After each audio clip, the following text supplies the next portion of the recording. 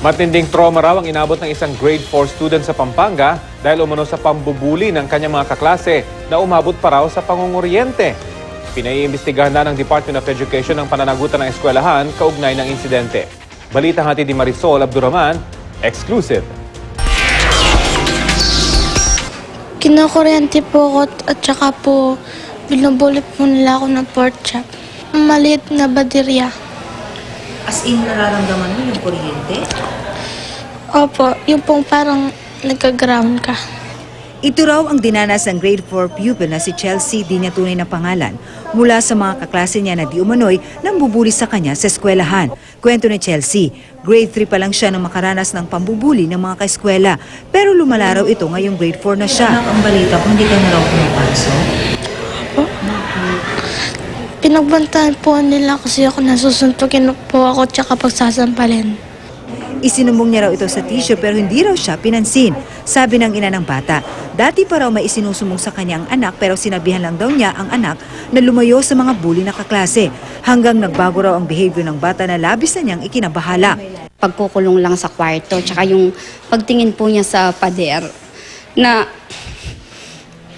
malayo ang tingin, hindi nagsasalita. Napapanaginipan niya yung, "Mami, hinahabol ako." Tapos hindi natutulog. Tapos yung sinasaktan po yung kapatid niya. Pag tinanong ko, sasagot niya, "Ginagawa rin naman sa akin to."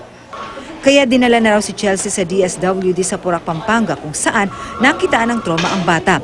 Hindi raw nagbago ang mga ikinilos nito, kaya minubuti na ng kanyang ina na patingnan ng anak sa psychiatrist.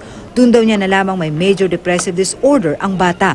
Inilapit daw niya ang sumbong ng anak sa guro at acting principal ng paaralan, pero itinanggi umano nilang may bullying na nangyari. Sa halip, sinabihan umano siya ng acting principal sa pamamagitan ng text na ilipat na lang ang anak kung may phobia na ito. Idinulog na rin nila ito sa school division superintendent pero wala pa rin daw itong tugon hanggang ngayon. Ayon sa principal ng eskwelahan, hindi nila makumpirma kung may nangyari talagang bullying. Ang gusto po ng nanay nila na mag-testify po yung mga teachers na bully talaga yung mga bata. Wherein wala naman pong na-witness yung mga teachers na talagang on act or on the spot na nabubuli po yung anak. Kaya rin daw nasabihan nilang ilipat na lang ng eskwelahan si Chelsea dahil nag-aalala lang sila sa kondisyon ng bata.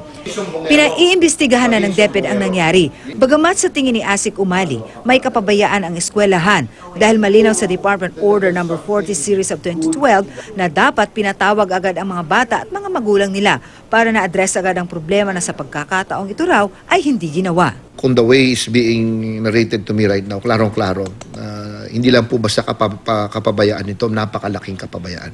Dapat tinutukan kaagad ito at hindi umabot sa ganito. Malinaw ang batas kontra bullying at DepEd order na pumoprotekta sa mga bata. Kaya hinihikayat ng DepEd ang mga mag-aaral na agad magsumbong sa kanilang mga guro o mga magulang kapag nakaranas ng pambubuli sa eskwelahan. Marisol Abduraman, GMA News.